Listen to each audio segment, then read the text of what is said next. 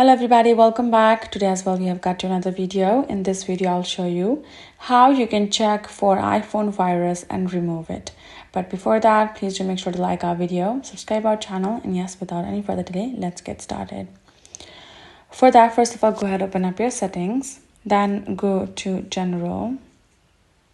Then from this section, simply go ahead and go to VPN and device management. So now what you're going to do is simply going to go ahead and look for any profiles or device management entries that you do not recognize. Like for example, from an unknown VIP or third-party app. Then you're going to tap on the profile and you're going to select remove profile or delete app and remove it entirely.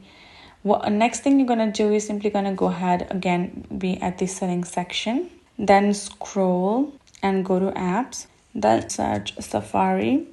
You're gonna go to history and website data and tap on clear history and website data. Once you have done that, that should also help you out. And next thing you're gonna do is you're simply gonna go ahead and remove all the suspicious apps that you think might be the problem of the viruses. You're gonna remove them entirely, and you're also gonna clean out the download folder.